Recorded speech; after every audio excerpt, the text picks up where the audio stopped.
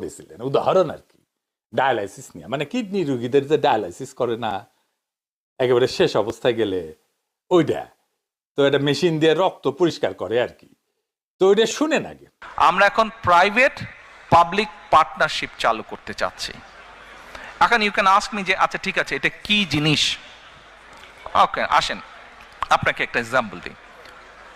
Osmani medical college, ধরেন Osmani medical কলেজের যে ডায়ালিসিস, এই যে কিডনি রোগীর যে ডায়ালিসিস করতে হয়, এই ডায়ালিসিস যে মেশিন আছে না, আছে তো মেশিন, আচ্ছা, তো এই মেশিন আছে, এই মেশিনের ধরেন ক্যাপাসিটি হচ্ছে, সে এক্সাম্পল, মেশিনের ক্যাপাসিটি হচ্ছে এভরি মান্থে 100 জন মানুষকে সে ডায়ালিসিস করতে পারে।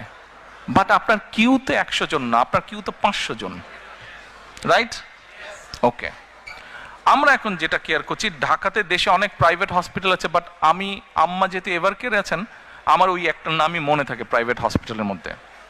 ধরেন এক্সাম্পল হিসাবে বলছি, ওই এভার কেয়ার হসপিটাল, তাদেরও কিডনি ডায়ালিসিস মেশিন আছে, but that's a private hospital, quite expensive, not everyone can afford that.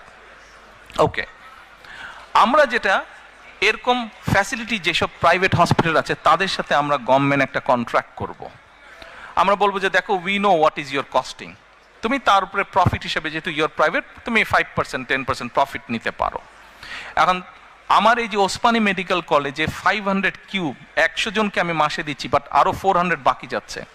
ওই 101 থেকে ওর ধরেন এভার কেয়ার হসপিটালে ওর ধরেন যে ইয়ে মেশিনটা আছে, ডায়ালিসিস মেশিনটা, সেখানে they get only say 25 patients, বাকি 75 তার খালি থাকছে।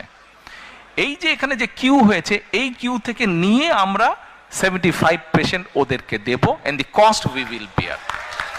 শুনেছেন, উনি ধরেই নিছেন বেসরকারি ডায়ালাইসিস সেন্টারগুলো অনেক উদ্বৃত্ত ক্যাপাসিটি আছে, মানে পড়ে থাকে, বসে বসে থাকে আর কি। তো উনি সরকারি হাসপাতালের ডায়ালাইসিস, যারা ডায়ালাইসিস নিতে আসতেছে কিন্তু করতে পারতেছে না, চাপের কারণে সার্ভিস দিতে পারতেছে না, সেইখানে উনি পেটাবেন, এই তো কইছে, তাই না?